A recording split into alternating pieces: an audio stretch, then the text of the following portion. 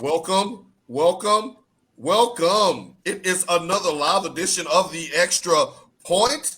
Your boy, Mr. P.L. Colton, once again driving the Double Dutch bus, and we got the whole gang in the house today. We got Tasha T. Sizzle, Michigan Mike, and welcoming back our resident youth of the generational sports fans, Mr. Brandon Boomer Sooner. Lewis, what's going on today, guys and gal? Great. It feels great outside. Yeah, it's amazing. In Oklahoma, apparently, after the ice storm and snow and everything, we're going to be at a high of 81 today. So, all right. Some good weather breezing through Texas.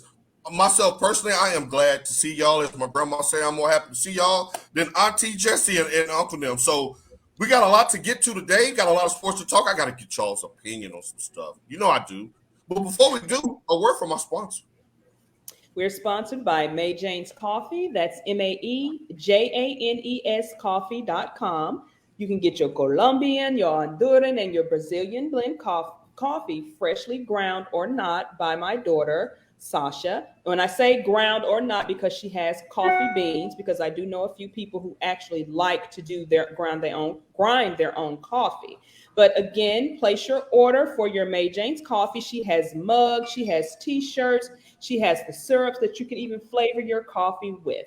Again, that is MayJanesCoffee.com. Every cup sold keeps a sister off the pole. And there you have it. Shouts out to our sponsor, May Jane's Coffee. I will be sipping on that as we continue through the show. But I want to start off.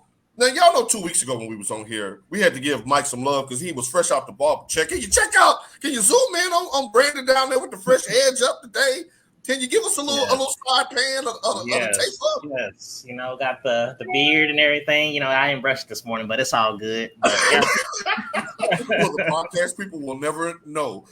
Just take our word for it. He's clean, Spotify people, Apple Podcast people. Glad to have you all on board. Now, again, we got a jam-packed show. We're going to talk mostly NBA. We're going to get into a little Major League Baseball a little bit later on in the show.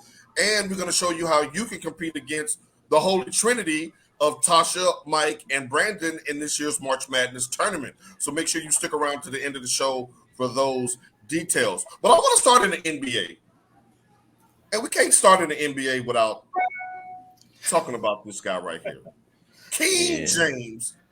King James and the losing Los Angeles Lakers. Now, I want to get y'all's opinion on this because we all thought that the Lakers, once they made the moves that they made, would be at least a power player in the NBA this year.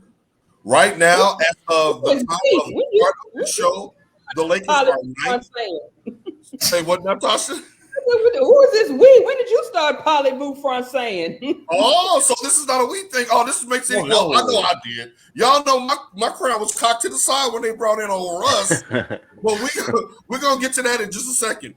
Now, to set the stage, the Lakers, with 19 games left to play in the regular season, they are currently 9th in the West. Only the top 10 make it. They are a half a game ahead of the 10th place Pelicans, who hadn't had Zion Williamson all year. They're only 2 games ahead of the Portland Trailblazers. Stop it, Mike. They're only 2 games ahead of the Portland Trailblazers, who are in 11th place. And Portland hadn't had Damian Lillard or CJ McCollum in a month.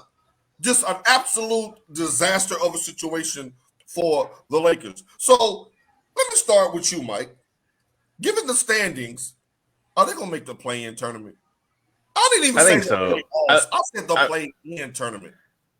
Yeah, we talked about this a couple weeks ago, and I do believe that they'll still make it in. Still, they've lost 8 of their last 10 games, and Anthony Davis is still a few weeks away. Yeah, I think they make it in. I do. What's wrong with the Lakers? Why are they struggling right now? They have no team dynamic. Like, they have all this somewhat talent and to make a team like a good team, you have to be good in different areas. And I think that they are good, but all in the same areas, and they don't mix well. And so when you have that as a team, like, you just don't know how to win consistently. Okay, well, Brandon, let me come to you. Let's be a little bit more specific with you. Let's play the blame game. Who are you blaming for this colossal failure? Is it mostly on LeBron? Is it mostly on Russell Westbrook and his struggles, AD not being there, or front office not able to make any moves at the trade deadline? Where do you place the majority of the blame for the Lakers' woes so far? Well, I'm going to start with front office because, number one, if I was a general manager, why would I get all those washed up stars? Those Woo! are not stars. Coming in hot with the fresh edge up. Hey, I got to make my comeback. I'm back. You know what I mean? But the front office, number one, why are you going to get stars that were once stars of their prior teams to come in and try to portray it again, pretty much like what they did with their old teams? And it's just too many egos. We talked about that previously. Too many egos. And when you have that many egos on one team, how can you be successful? That's anything you do, whether you're at work, you're on a team, anything. If you have that many egos, why is it even happening? Why would you even make that? If you want to be successful, that's not the way to go. That is not. And I like the way that you went front office because you just walked me into the question I have for T-Sizzle. Welcome back, Brandon Lewis. Now, T-Sizzle, today you are Jeannie Buss, and I'm General Manager Rob Pelinka. And I'm going into your office, and we're talking off season. And I'm presenting you with some information, and you tell me where we go from here. You two listen up because I'm going to come to you with this as well. So, T-Sizzle Buss, this is what we're looking like with our three superstars going into the offseason. First of all, we have no draft picks. We have basically no salary cap either.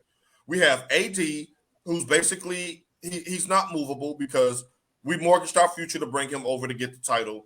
And he was supposed to be the heir apparent to LeBron. LeBron was supposed to fade into the number 2 role, and he was supposed to be our Batman going forward once LeBron retires. So we're stuck with him.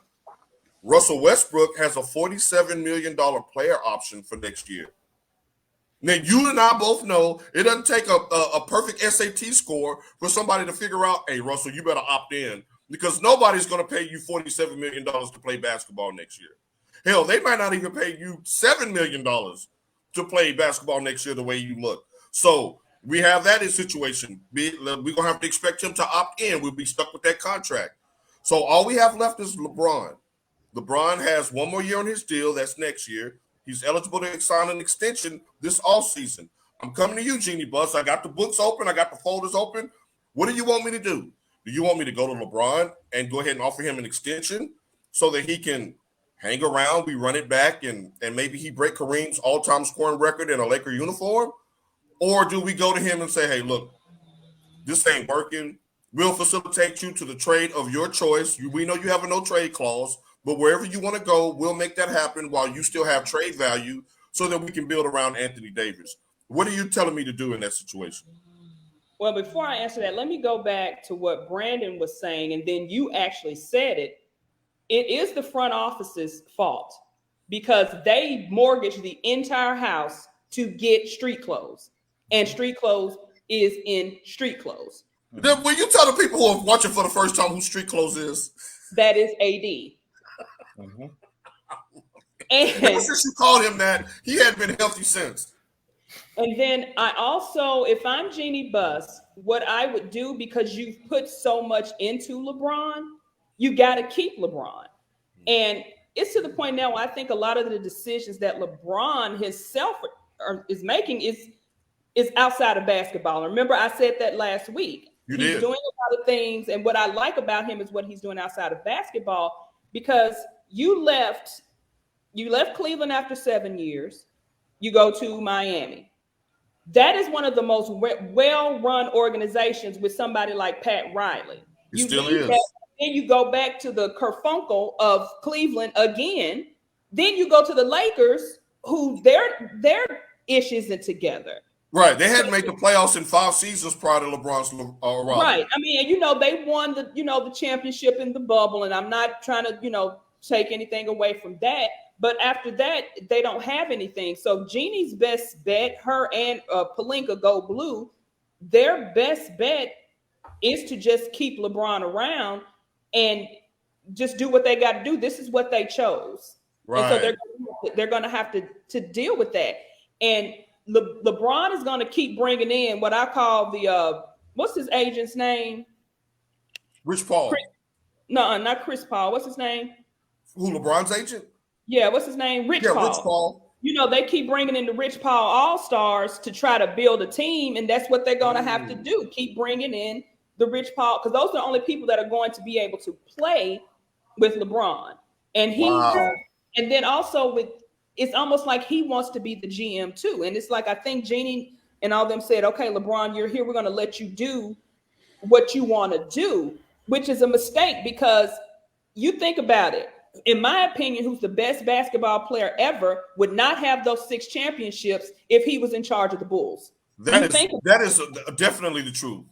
So LeBron is trying to be a GM. He's trying to be a player. He's trying to be a coach. And he's not equipped to do that. Again, these are talented players that are represented by Rich Paul, but you can't have the Rich Paul All-Stars playing for the Lakers.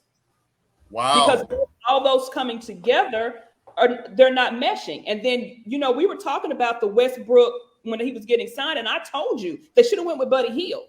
Yeah, you did. And that would have been a front office move. And the thing is, even prior to Buddy Hield, they had a chance to get DeMar DeRozan, who, if I'm not mistaken, is in the MVP race right now, tearing it up in Chicago. But LeBron wanted his buddy. He wanted his friend to come home.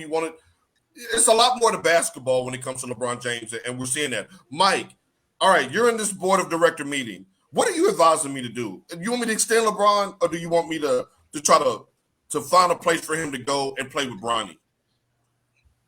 I'm a fan of blowing up organizations. And I know the Lakers don't want to do that because they're like the Lakers. They're like, nah, we can't have a down year or a two years consecutively. I think they need to be like blow it up.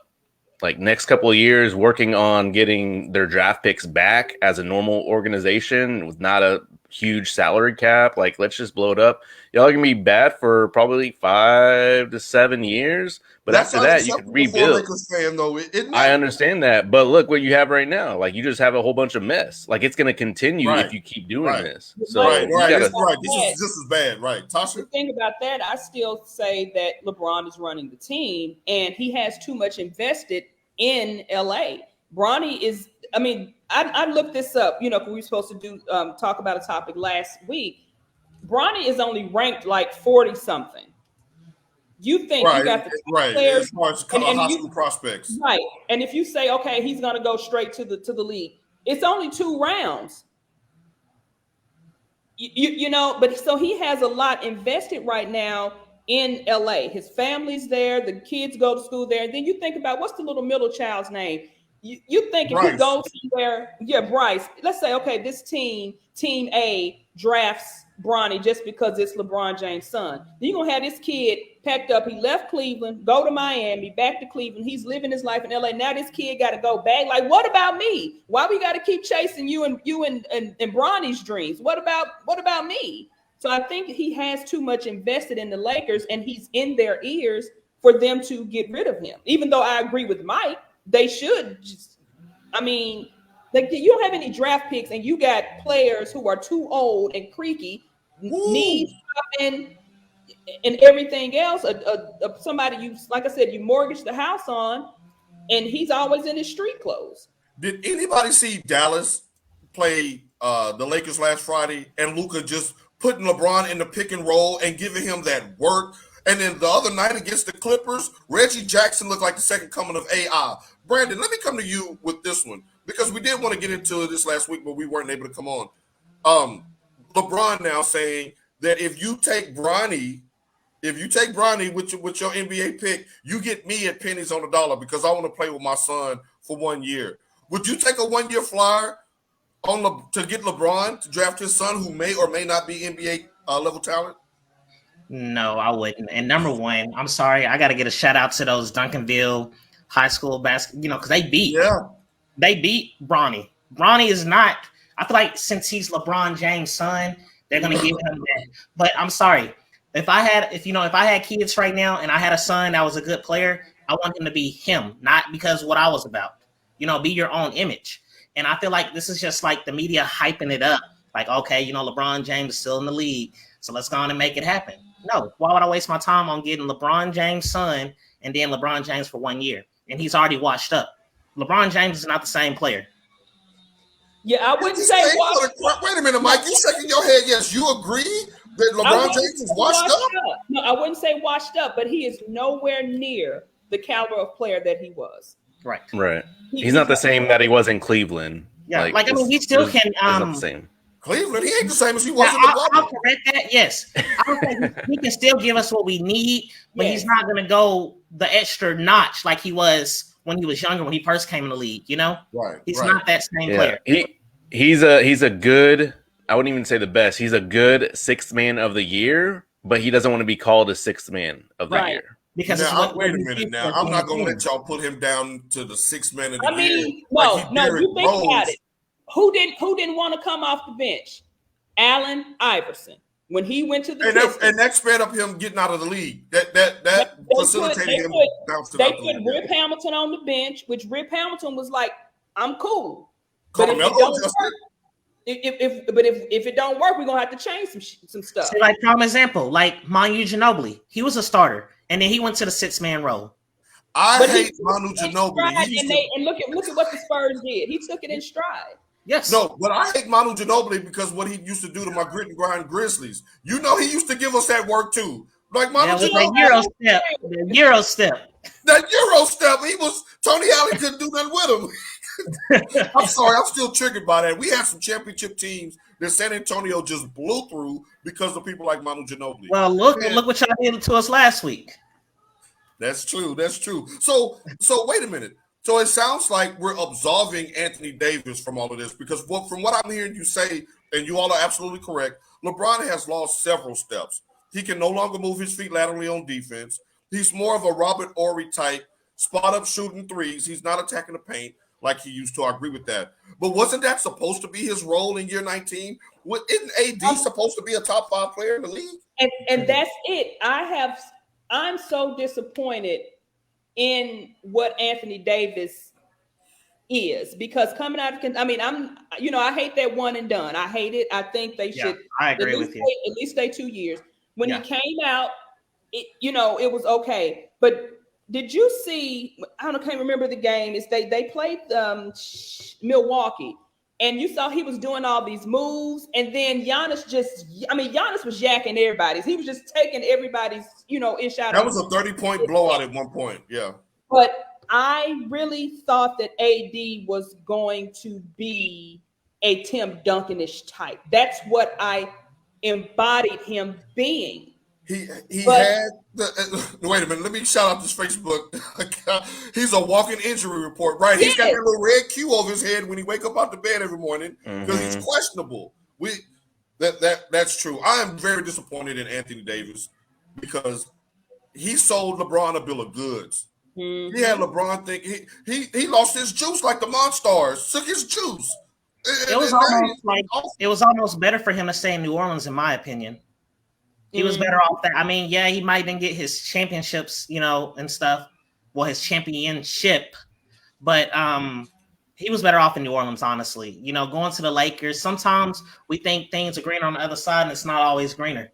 That is very true. And let's not forget, with the bubble championship, the reason why I don't have a problem with people calling it the bubble championship is because there was a 4-month layoff with the COVID strike before they even resumed play.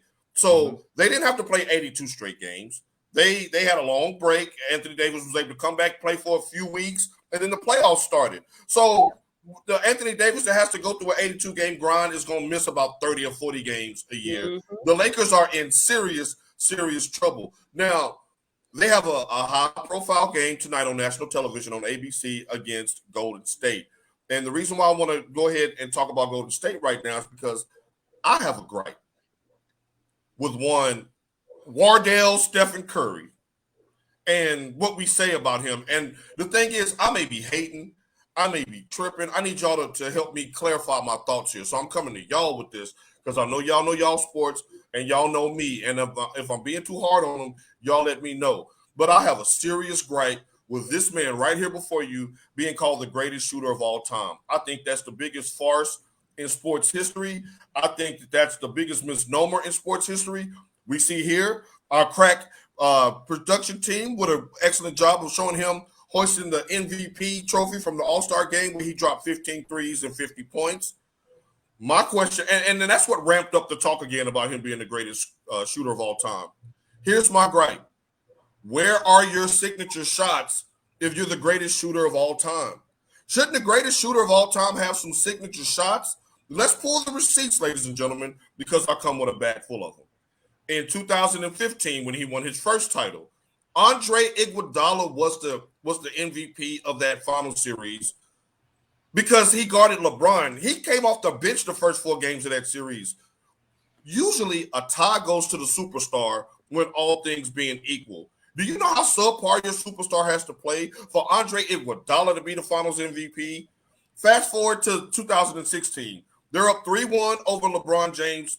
You couldn't have one game of 50. Where's your 50 burger in game 5? Where's your 50 burger in game 6? Where's your 50 burger in game 7? You blow a 3-1 lead, then you go get KD. KD comes over. Who's the Finals MVP the next 2 years? KD, who I contend is the greatest shooter of all time. I got a couple other names there too. But then when KD leaves, Steph is back in the finals again with no KD, no Clay because they were injured in game 6 against Toronto. And y'all remember he had the ball in his hands late in game 6 and he choked. He had the ball. He could have forced game 7 and he clanked it. Where are the signature shots? Reggie Miller against the Indiana Pacers. Ray Allen in the corner against the Spurs in game 6 to save LeBron's championship. You talk about Isaiah Thomas hitting big shots against the Celtics when they finally overtook Larry Bird. And let's not get started on what Larry Bird used to do to the Lakers in the 80s. Iconic shots, the huge steal against Isaiah Thomas. Where is the signature play from Steph? Am I being too hard on Steph? Brandon, we're going to work our way up the ladder. Brandon, am I being too hard on Steph? Is he the greatest shooter of all time in your opinion? I mean, the thing about it is, I'm going to put it this way. Your debate is great. I love your debate, where you're coming from and where you're standing. Most shooters, they do have those signature moments that you can remember. I don't honestly think somebody should be named the best shooter of all time until after their career, in my opinion. Okay. Because the game is always evolving, like technology. Right. It's always evolving. So we can say he's the greatest shooter now, but somebody come off, out of the draft, they doing the same thing. I can't really say he's the greatest shooter of all time right now. Ray Allen and Reggie Jackson right now. Reggie Miller are the best shooters right now, in my opinion. There's 2 names on my list, and shouts out to Denise. Denise said her grandparents are listening, and her granddaddy said Larry Bird is the greatest. I have Reggie Miller, Larry Bird, Ray Allen, Dirk, KD. So tell your grandparents thank you for listening. I totally agree with them. Mike, am I being too hard on Steph? Is he the greatest shooter of all time?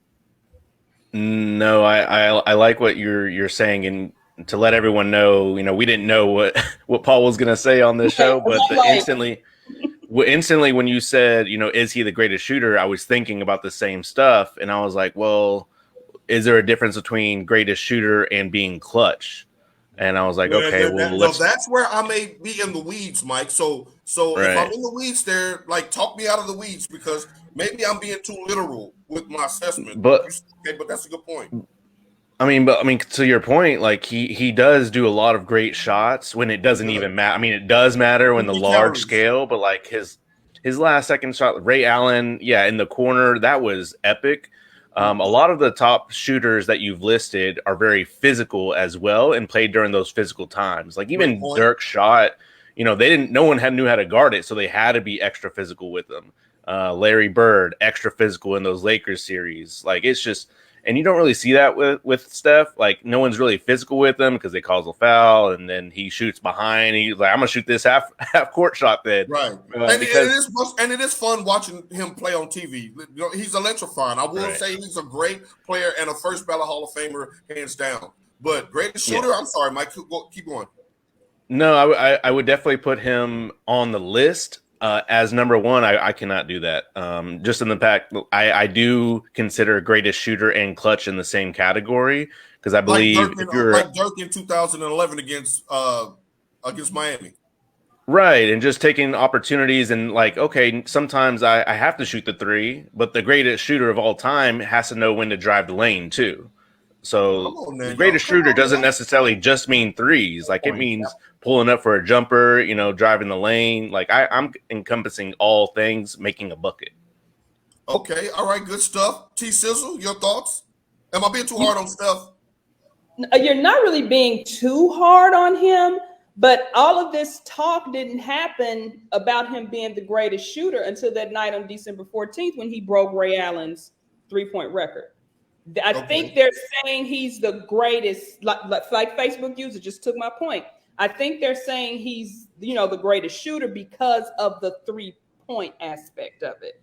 But I mean, I used to, even when I call him Shuttlesworth. When Shuttlesworth, Jesus Shuttlesworth, yes. When he was with the Bucks, his game was just, coming out of UConn. Oh my God. Like I wanted to watch Jesus. Like that's what I wanted to watch.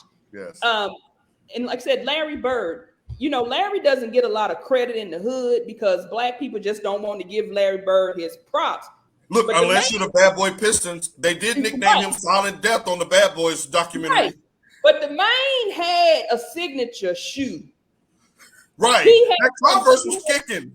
He had them all black Converse. He had his own signature shoe. Larry took no shorts. He took no L's, and he took no SHI. What?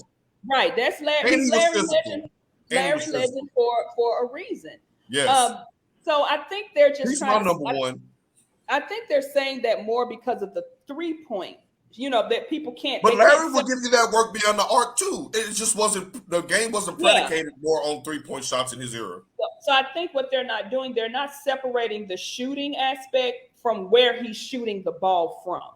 Okay, so we're saying because of the distance, the oohs and ahs, the pulling up from the logo. Now he did revolutionize the game in that facet, and I want to give him his props for that. See, look, I missed y'all because I didn't tell y'all because I knew that y'all was gonna have the heat already in your wallet and in your purse. I thank y'all for that because I was really struggling with that watching the All-Star game. I said I got to get the game together and ask him, am I being too hard on Steph? Because I don't want to be a hater, and if I'm being a hater, I can be a hater and a homer. Y'all know this about me. Love me anyway, damn it. Brandon, so you said your greatest shooter of all time right now is Reggie Miller 1, Ray Allen 1A. Yes, and like I say, like I'm a big Curry fan, but I mean, you can't really give somebody that title until their career is over. Like I say, the game is always evolving. That's fair. You can't just go, I can't say, like in broadcasting, Stephen A. Smith is the best right now. No, it's people way ahead of him, and then there's people coming in from behind. You know what I mean? So that's something you can't just give someone a title about. That's good. That's good stuff. I totally agree. Mike, your last word on that. Who's the greatest shooter of all time if it's not Stephen Curry? I'm going to go Larry and Dirk 1-2. I think Ray Allen is definitely on my top 5, but kind of the same thing that I said about Steph. Like he was mostly 3-point. He just had a lot more clutch shots. And his shooting was just like perfect. So I'm going to go just put him on there. And Tasha, your greatest shooter of all time. Man, even though at that time I was rooting for the Knicks, man, I just like Reggie. I always liked the way Reggie Miller would always. Reggie had stones. Okay, his name was Reggie Stones. Go back and watch the Reggie versus everybody that ESPN 30 to 30. What he used to do to not only the Knicks, but he's the only player walking this earth that took Michael Jordan post-championship to a 7th game because he hit 2 buzzer beaters in Game 5 and Game 6. It took Mike to a 7th game. We thought Mike might not even make it to his 6th championship. Reggie was about that life. But I can't really rank them, but I mean, these are just people that I would put ahead of Steph. Reggie Miller, Larry Bird, and Shuttlesworth. Like those are my. And of course, me being a KD stan. I was ready to say, where's the KD love? He got the KD. Anytime you have the greatest, if you say greatest centers, I'm gonna put KD on that list. But the man was out for 6 weeks, and he came in off the street and dropped 31 last night, the other night against the Heat. I mean, yeah, right off the street. And that's why when we had the debate about LeBron and KD, I'm always leaning towards KD because KD. Oh, he's definitely more skilled. Hold on. When I say LeBron is better than KD, Dirk took down KD, Westbrook, and Harden. Don't forget the Lakers. Don't forget Kobe that year. He took down Kobe too. Where's the Dirk love at? Come on. My list. Where's the Dirk love? I fools with Dirk when he walked in with that plate wrapped in that foil. With aluminum foil on the plate, Brandon. I knew the man walked in with aluminum foil plate. You know that's he got a sister. Hey, when the brisket's good, the brisket's good. You know. Okay, that was some Texas cooking.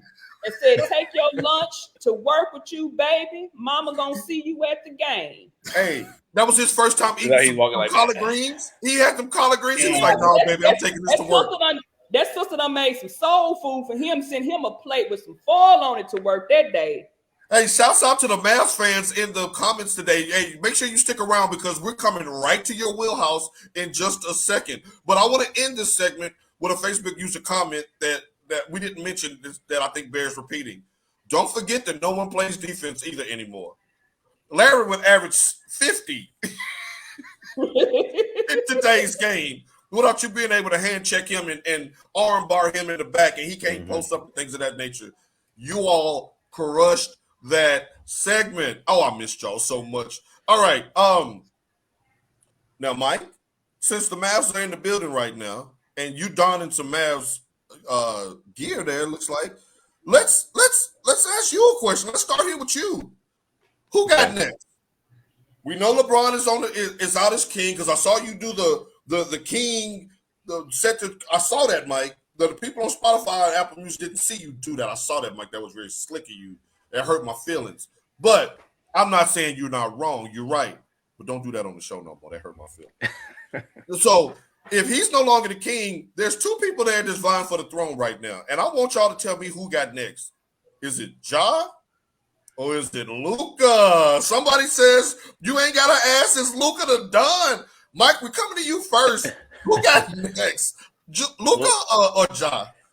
Go ahead and share that picture real quick because that's a good one. But I'm gonna go Luka just right out the gate. I think the only chance for Ja the only chance that Ja has a chance to meet up with Luka throughout the next years is going to be getting out of Memphis. And we talked about that before, that it's just a different market. He doesn't get that much view time unless he has a crazy 50-point game, dunks on somebody, hits a beater. Like, unless that happens, don't do that. Every that was time. He broke the internet Monday night. Don't do that.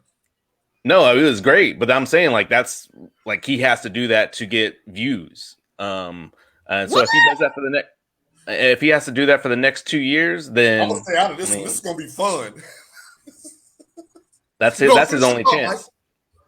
That's his only chance. So you rolling with Luka, and we're gonna and I got some ancillary questions to follow up with. So we're gonna we'll start with you, T Sizzle. Who got next, Ja or Luka? See, I said what because y'all just knew I was going to disagree with Mike, but where's the spoon? Ja Morant and I somebody else. I was watching one of the sports shows, and when somebody else said this, I said they are absolutely correct. He is what Derrick Rose was supposed to be before the injuries. Okay. How much longer can he play at that speed? You know, Luka's game is for the long term. And then, like, I'm going to ask this question. Who do you guys know off the top of your head, like, who has the most field goal attempts this season? Can y'all name, like, the top 2 or 3 players? If I had to guess with field goal attempts, Luka definitely has to be on there. Yeah, because he carries his team. Ja maybe not so much because he picks his spots and he missed 12 games. Brandon, anybody come to the top of your head? Maybe Trae Young. Oh, that's a good one. Trae Young. Okay. Mm-hmm. It is Luka's first, followed very close by LeBron, which goes back to LeBron wasn't supposed to be playing that he's trying to catch Kareem. So we're gonna put him over in another bucket there. He needs the attempts. He good. Stop it, Mike. And number 3 is Ja. So they're in the top 3, field goal attempts, but Luka's game is made more for the long term because it's only look at players like Vince Carter, who when he couldn't jump and dunk played 20 years. Yeah, he played, but he wasn't putting his arm through the net.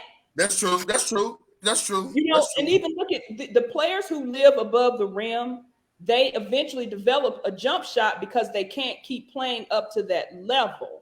Now, as far as if you said, okay, who's going to be the next MVP? What do we talk about as far as winning championships? We want our teams to win now. Ja is what's hot in these streets now. All in the streets. Don't forget the sidewalks. Yeah, and the curbs and everything. Right there, Ja is what's hot. And that's what people pay attention to, is what's hot now. And if he continues to play at this level, they're going to look at him more because he's the one that's getting the highlights on all the sports shows. He led off all of the sports shows this entire week because of his performance on Monday against the Spurs. Yes, and people were saying that what was most impressive was the buzzer beater, not the dunk. But he climbed the ladder on 7-foot Yakapurtle. Mm-hmm. And the thing is, we're not even going to bang on San Antonio because I know we got a Spurs fan on the panel. But Facebook user, I say more like Rose because AI didn't live above the rim.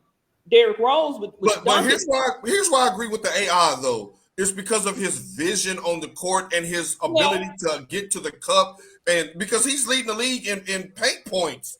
But I'm talking about like Giannis and explosiveness. Like when you look at explosive, that's what I mean by the explosiveness. But okay, as far as it is AI, but the explosiveness, like we would want to see this when he was Pooh. We would see Pooh get the ball, Pooh would dunk it, Pooh would do whatever he needed to, and that's why I say Ja is what Derrick Rose was supposed to have been had he not been injured.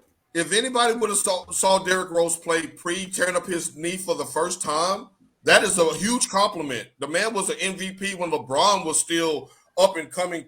King James, like he outplayed LeBron that year. Well, I think it was 2011, I believe. And had he not got hurt, they would have beat Cleveland in that playoff. No, Brandon, I know you cheesing like a Cheshire cat because you know the NBA is going to be in great hands once us old fogies are out of the game. So, as far as the people who represent your generation, who's the best generational talent, Ja or Luka, in your opinion? Well, I'm going to put it in this terms. You have two different players here. You have a polished player who was already playing pro basketball before he even came to the NBA. Okay, and then you have Ja Morant, who came from the collegiate ranks. So, to me, those shouldn't even be a debate, in my opinion. That's not a good debate because Ja Morant, he's coming from the college ranks. And like I say, Luka was already experienced at a young age. He's just building on his platform in the NBA because the NBA gets more media. So he's just, bringing it to his talents there. So, I mean, right now, Luka, but I feel like it's going to be Ja Morant taking over. Like, come here, my brother. Come here.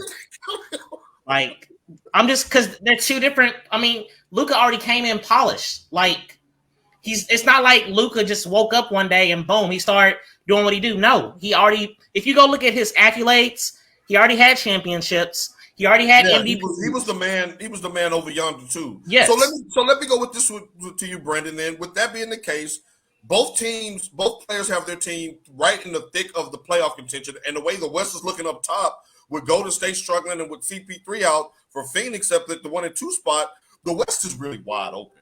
So there's no LeBron there to get in the way. KD has left the West Coast. He's on the East Coast now. One of these two could legitimately be playing in the finals. Who do you think has a better chance of winning a title first as well as league MVP? Brandon, we'll start with you. I say the Grizzlies.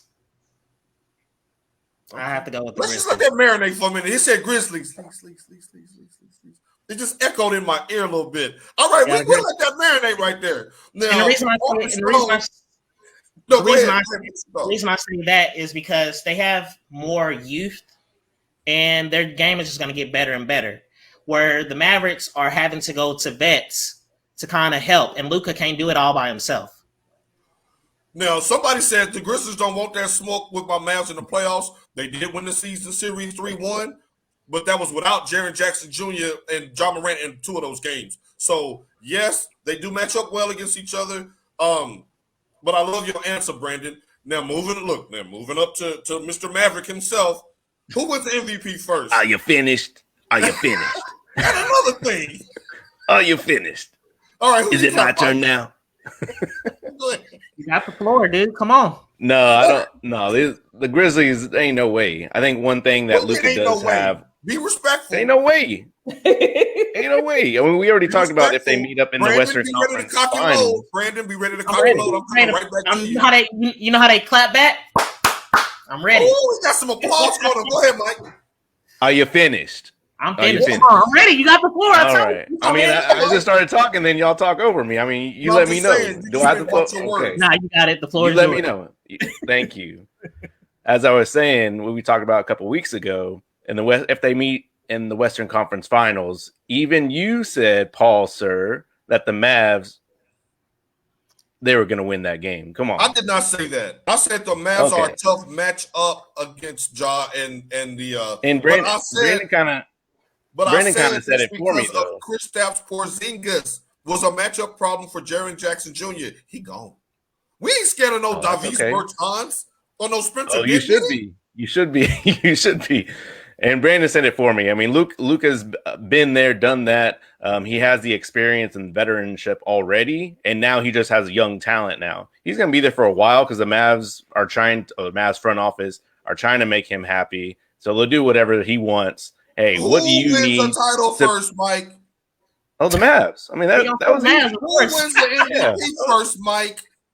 The Mavs. I already said that. No. So you're saying Luka wins the MVP before Ja? You know Ja is going to be in the MVP race this season, right? Yeah. So will Luka. You check those Southwest Division standings. He got a nice little lead on them. No, both players are playing phenomenal. Tasha, break the tie. What's going on? Who wins the MVP first?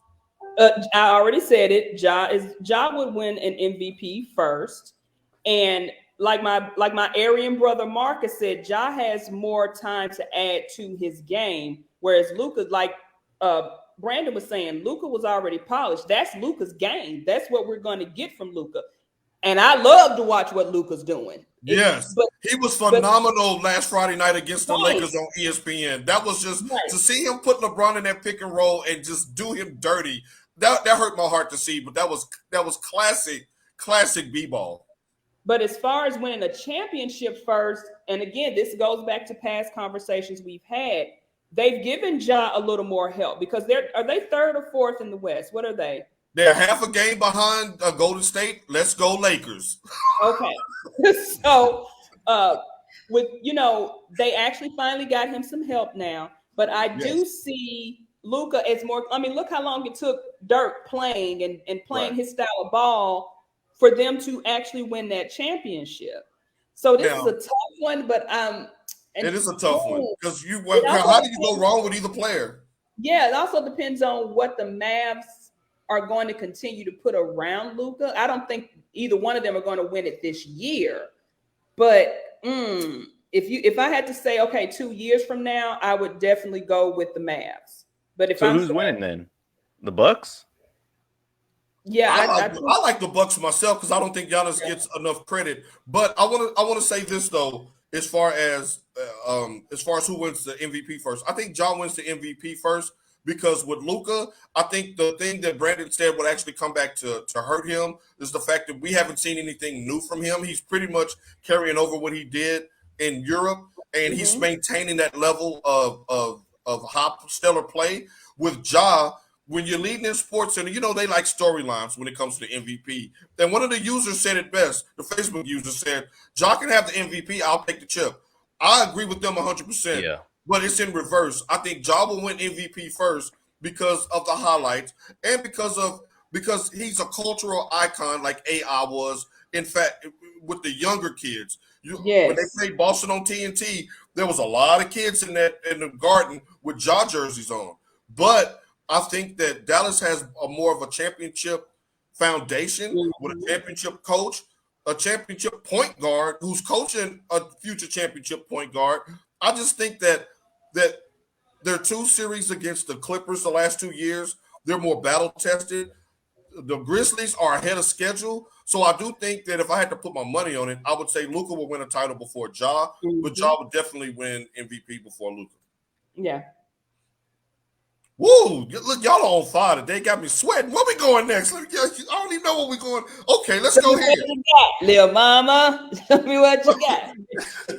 Y'all are bringing it today. I missed y'all terribly. All right, so speaking of miss, is anybody going to miss the Major League Baseball? Let me put that back up there, because right now the lockout is continuing. It's going towards this 100th day.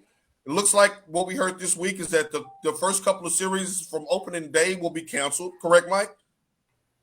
Yeah. So far, they canceled it, so no new news. My question is Major League Baseball next? And I want to start with you with this one on Brandon, because Major League Baseball for years has been chided for being an old man's game, for not appealing to the younger generation.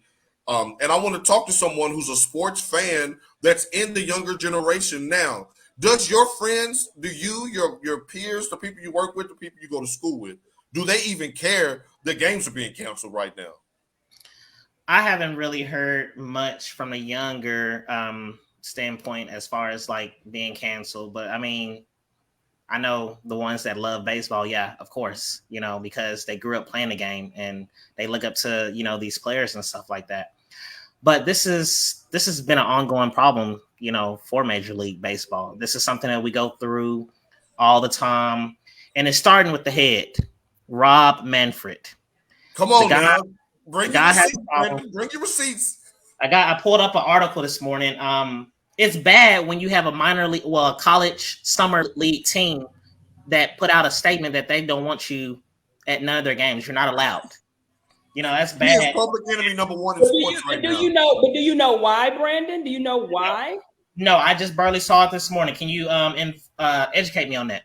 Because Manfred is not a baseball guy.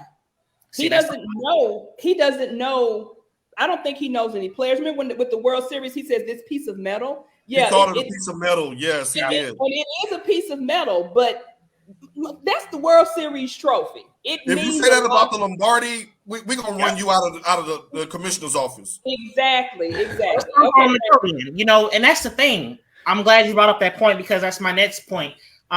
When you have these leads and you have commissioners, all these head people, you need someone that knows the game, yes, who has played it, yes, and know how to communicate with it, and know how to do business. And it seems like, what Tasha said, he has no idea. So he don't know what it feels like. He don't know what these fans are going through, because the fans are the ones hurting. Right. Not the players. Those are the ones who get hurt. Right. Yeah, not the players and owners so much, But, they even talked about canceling minor league baseball. And we all know the development league is important. Because not all players are ready to go straight into the major leagues. So, it's going to hurt the fans, of course. I do agree on that. But they got to come to agreement some way and somehow, because this is one of the best leagues. People make money in the major leagues. Now we have a Facebook user that says Major League needs a pitch clock. Now I totally agree with the pitch clock and more bat flips to relate to the youngsters. Are you bored by the sport? Will you sit down and watch a whole baseball game, Brandon? In person, not on TV. But I haven't been to a baseball. I will watch it in person. It's so fun. Yeah, but I haven't been to a baseball game since 2016. Dang. I done been to one since Rangers got a new one too. So that's the reason. That's the reason. We have a comment that says we don't need 162 games to figure out who's good. It's a season too long, Mike. You don't. Look. No, go ahead, Tasha. Go ahead. I don't even know what order we're going in. Go ahead. But you have, 40 to 45 preseason games. Then you have a whole slate of 162. Some boring, some not boring, because even the late, great Jackie Robinson said baseball is a boring game to watch, but it's not boring to play. Uh-huh. And he said that back in the day. Then you have to go now where they're adding teams into the playoffs that it's 162 games. You got a team that won 73 games in the playoffs. Who wants to watch that added, and then they're the team that mess around and win the championship. That's the thing with that too. But you're adding more games to an already long and boring season. Now, me living in the baseball country of the world, I don't care what baseball is huge there. Mm-hmm. I can see, like when I talk to my friends who are baseball, like just baseball people, they are concerned about the games not being played because they can't watch them. But guess what they're going to do? They're going to go play baseball, because I go and watch some of my friends who play in local baseball games here. And what it all boils down to, you have cheap ass billionaires. The billionaires don't want to pay to keep a middle class of baseball players. And Howard Bryan wrote this article. I can't exactly remember what he said, but what he was balancing it out too was like how it is in corporate America now. You look at somebody like Jeff Bezos, who, when he divorced, gave his wife $500 billion, and he's still like the richest person, but he doesn't want to pay employees. But now, let me defend the baseball owners here for a second, because one of the things that the baseball owners are frustrated with is the fact that the luxury tax that they want capped is due to the fact that when you're the Yankees, when you're the Red Sox, when you're the Dodgers, and you're spending all this money over the luxury tax, that money is being split with revenue sharing with teams like Baltimore, who they won't use that money to improve their team. They're pocketing that money. So that's my point. That's awful. I think they got a suit against them right now because of that. You have billionaires who don't care about the regular season.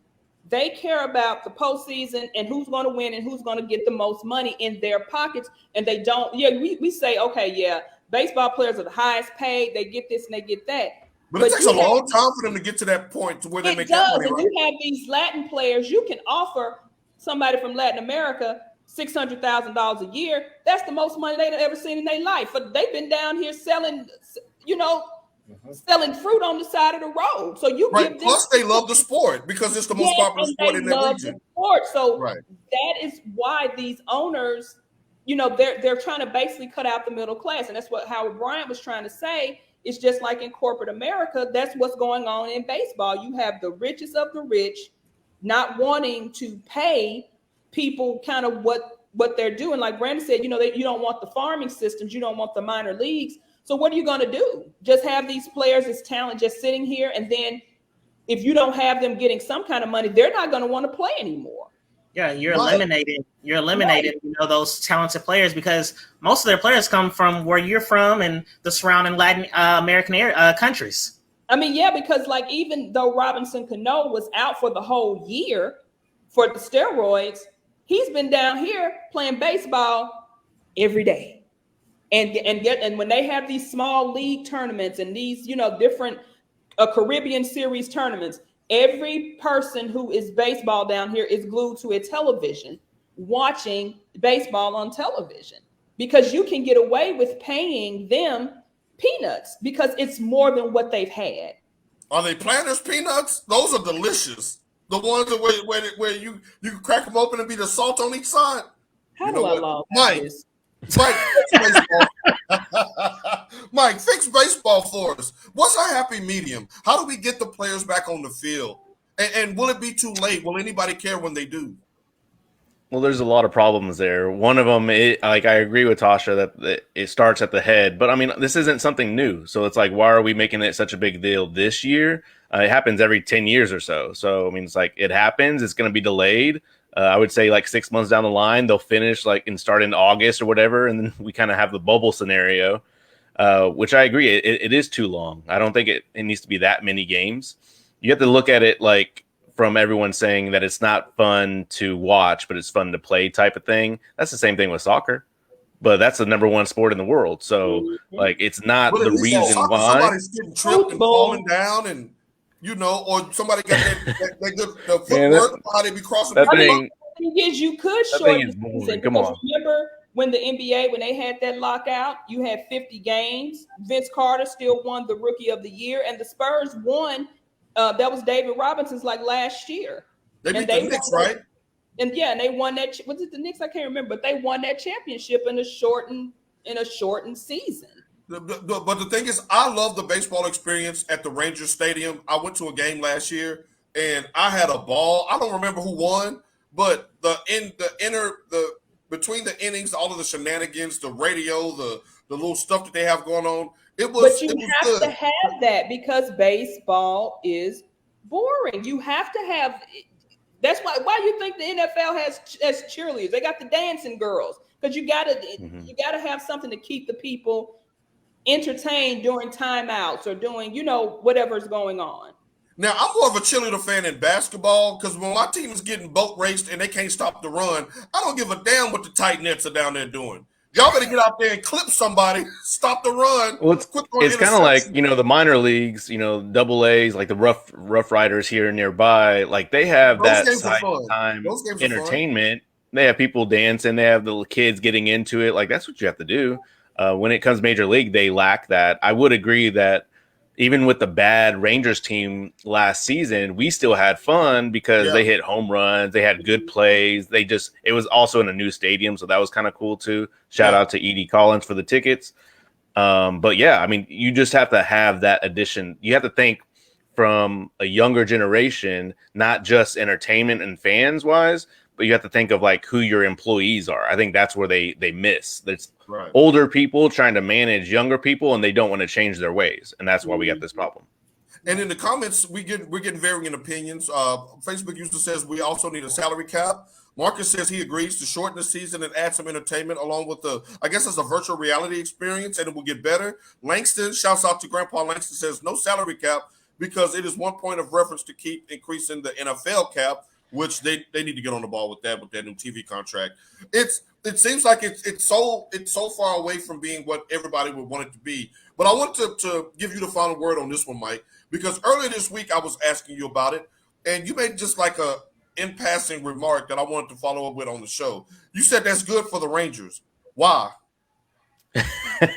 Because they're actually doing good moves right now, but it is still like we have a better chance, kind of like what we said I guess it was like 8 years ago when this same thing happened and you asked me the same thing. I was like, hey, we have a better chance to get on a hot streak for, 2-3 months rather than the whole season. Like that's a long season. Okay, that makes total sense because I was confused as to why. I was like, well, wouldn't you want to see your stars out there on the field? But you're saying a shortened season helps a team like Texas, so you don't have to stretch it out over 162 games. Right. Okay, That makes sense. All right, good conversation by you all. Now, let's talk basketball again, but this time we're going to go to the collegiate level. It is March, so that means March Madness is upon us. Ladies, and wait a minute, Langston is back, y'all. He says, Tasha, you're looking like you're finna walk across campus to the student center. Look at you. The Pilates body's working. Mucho lluvia here today. It's a lot of rain, so Hey, shouts out to T Sizzle for that. All right, it's March Madness time, and so everybody's going to be getting their brackets of integrity together. I am issuing a personal challenge to my esteemed panel. I am going to set up a tournament between these three, and we're going to come on here every Saturday until we have crowned a national champion to see which one of these three knows their college basketball the best. I'm just refereeing. I have no dog in the fight because I always pick Michigan to win, and I never win these tournaments. So I'm going to disqualify myself so I can still pick Michigan to win. Or will it be the NIT? We'll talk about that in a second. Don't you say nothing, Brandon. I can't talk. Oh, my Sooners looking horrible right now. Yeah, we were doing good. But that's okay. All right, so for the people who are going to be doing brackets this year, and we encourage you, I want you, if you all want to do a bracket as well, we'll open it up to the public so you can go against the Extra Point crew. Mike, give me a team that you think may make a deep run in this tournament. I'm going to go with my Final Four right now. And this is pre-bracket, so it's hard, because it's all about matchups. Right, that's what I'm just saying, because we don't know who plays who, but just a team you think should make a good run. These are the four that I like. Right now, I like Baylor, of course. Okay, I think they got a chance. Right, I think they got a chance. I'm going to go Duke. I'm going to go... You think Coach K might go out on top? cut them necks down in Indy? They haven't been relevant in a long time, so I think they're due for one. Just going Like historically. relevant is a harsh word for use for dude. It was shining moment. It's true. When's the last time they were in them? I mean, it's true. Okay. Arizona and They're Purdue. tough. I'm gonna throw in a Big Ten team in there. All right, okay. Now let's go to our gallery here. Now someone says, watch out for the Red Raiders. Their defense is smothering. In the latest mock bracket by Joe Lunardi, who's the most accurate, they have Michigan in the same bracket with the Red Raiders. So if Michigan was to get out of the first round, that's who they will play. Please move them out of that bracket then. Langston, with some shots at Michigan, says, I picked Juwan Howard with the knockout in the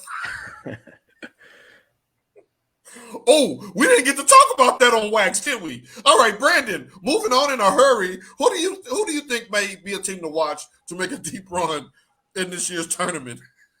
I'm definitely going with Duke. Like, this is Coach K's last year. I feel like these kids are going to play hard for him. And North Carolina, y'all got a butt whooping coming tonight. They didn't start off good, but now they're kicking in at the right time. If you would have asked me earlier, I would have said Auburn, but you don't trust Bruce Pearl's team? Oh. What about when they get out of SEC play? I know they kind of hit a snag in the SEC. They're too up and down. Yeah, they're not consistent. They blew us out, but after they blew us out, they started going downhill. They did. What do you think about him throwing the ball off the glass the other day and dunking that ball? Is that what makes people not like Bruce Pearl teams? I think so. Yeah. Yeah, because they almost got into a fight after that. Tasha, we got two Dukies. We got Purdue.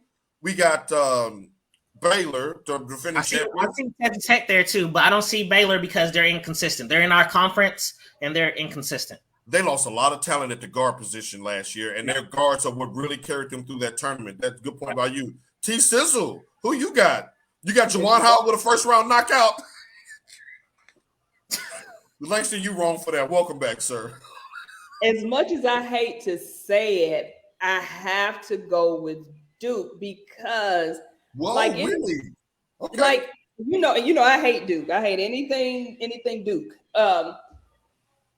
Because he has 12 Final Four appearances or something like that. Yes, he does. And he has 97 tournament appearances. He's trying to go off the Wooden's record this year, right? And because Wooden, I think him and Wooden are tied or something. I read something 12. Like that. He can break it with a Final Four run this year. Yes, that's correct.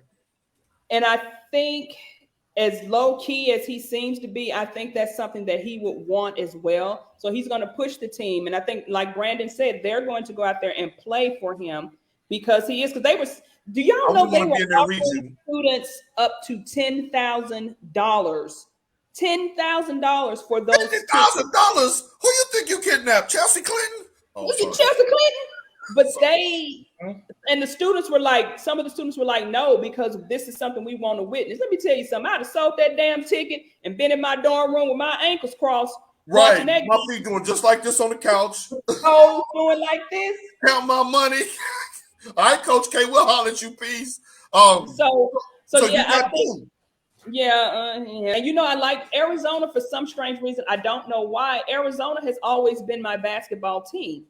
I don't know if it's Mike Bibby. I don't know. I don't know what. They beat Duke for one of their titles one year back in the Bibby days. Maybe that's why. I mean, every basketball season, I'm singing "Bear Down Arizona," and I don't know what attracted me to Arizona, but they I always root for Arizona. Okay, all right. So we got Arizona, we got Duke, we got some good choices. I'm gonna throw this one in there, and I think they may roll their eyes at this one. So if you watch it on YouTube, you can watch their facial expressions. And I know this team is the Lucy of college basketball. Every time you pick them, they move the ball right before Charlie Brown kick it and destroy you. But the Zags, what about Gonzaga? They're going to be the number one overall seed. Look at their faces. I got a screenshot. They're the number one choke. That team, that's what they are. They lost their team. See, this is why I'm not going to participate in the challenge, ladies and gentlemen. This is why I'm just going to tabulate the scores. But because the Zags, look, they got Drew Tilley. He's 137 years old. At least the last time they fought, he was 137. He's back. He got the goatee thing going again. He's old as dirt. He's playing. You got the 7-foot freshman, Chet Holmgren. He's going to be a lottery pick. They got scoring inside. They got scoring outside. Like, They're the Zags. They're number one overall seed. They should have the easiest path. So no, they never finished. They never finished the job. They pull up lame. Then they go undefeated a whole season and get into the Thompson? tournament. Yeah, like come on. You know what I mean by that. Don't say that. People may think I shoot blanks. I do not know what she means, ladies and gentlemen. Well, how about this one? Y'all, you got to watch St. Mary's in their conference too. St. Mary's beat them. St. Mary's is who Michigan is projected to play in the first round, so we might be the ones knocked out. Okay, yeah. St. Mary's did beat them the other day. Damn it, Brandon! I knew that this one wasn't gonna go well over with y'all. Okay, so let me throw another one at y'all then. Maybe. See, this is why I'm not gonna be in this tournament challenge. I suck at this. All right, what about Illinois? Nope. You got Kofi Cockburn back. He's swole. He looking like a Zion and Lamar Odom had a baby. You got the whole team is old. I'm picking old. Big Ten looks pretty weak this season. 25 years old. They had their best player. If they were going to do it, last year was the year to do it. They're not doing it this year. They got embarrassed in the second round, so they're going to come back harder and stronger this year. I know they barely beat Penn State Thursday by like 2 points. This ain't going well for me. Where's the parachute, man? Let me off this plane. So, Mike, you're not sold on Illinois either. No, I was just saying the Big Ten looks pretty weak this year. I'm not going to. I mean, and I'm a Big Ten promoter, so Wisconsin is strong. Iowa is strong. No, they got some big. They might be ranked in the top 25, but yeah, they're strong to each other, but they're trash. It's like trash against trash. You're gonna pick one gold trash bag? Like, no, it's still trash. Yes, you're gonna pick the gold trash bag because it keeps the fluids in. And that's what you're doing. You're picking Illinois. Now, last year was the year to get it. The sun just came out right here in Dallas, Texas, when I brought up the Big Ten. Now, keep your eye on Mr. Davis from Wisconsin. Keep your eye out on the Bohannon with Iowa. Keep your eye out on Big Kofi and the other big dude at Purdue. It's a team game. You're mentioning Iowa again. What does Iowa do when they get into the tournament? They choke. But I told y'all I'm not good at this. Look, that's why I'm not getting in the tournament. I'm just going to calculate. Those are the Iowa is always one of those teams that you mentioned kind of during the regular season. And then when it comes to the tournament, they don't do well. This isn't going well, y'all. So with that being said, we're going to go with a final shout-outs. We're going to start with you, Brandon. You got any shout-outs today? You want to – no, hold on. Before we do that, just a yes or no quick around the table. Brandon, does Michigan make the tournament next Sunday? What you laughing at? No, they don't. Juwan Howard, he messed that up. Look, like said, he treated me with kid gloves today. He said, "Oh, you so optimistic." Normally, he'd say it a lot meaner than that. But so you say no. Is it Juwan Howard's fault for getting suspended? No. It's not that. What happened? Like they were like up there, like a number one seed, and then they just no. Don't get specific because you're gonna hurt my feelings. Okay, he says no. Brandon was gonna go in on Michigan. All right, Mike. Yes, no. We in the tournament next Sunday. Yeah, we're in the tournament, but just NIT. But this is over. Don't feel bad. We'll be doing enough. This is over because he's gonna cut me down to my tailbone. That was awful, Mike. Tasha, last word from you, Tasha. In the booth, got to tell the truth. You do have to tell the truth in the booth. That's true. N-I-T. Next time on the Extra Point, it will be a solo show with me and a cardboard cutout of LeBron James and Juwan Howard.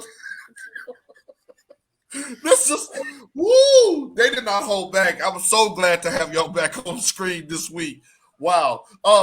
Ladies and gentlemen, be on the lookout for the link. I will send the link out after my esteemed panel gets all set up with their team names. I will then open it up to the public. You can test your wits against the three of the best in the business. I vouch for them. I've seen them do work. Mike has won one of the things I was in with him before. So tell Papa Hasso to get into it too. He does a good job as well. He said, not in tournament, NIT. Langston, you get the last word on that. We will see you next time on the Extra Point. Peace.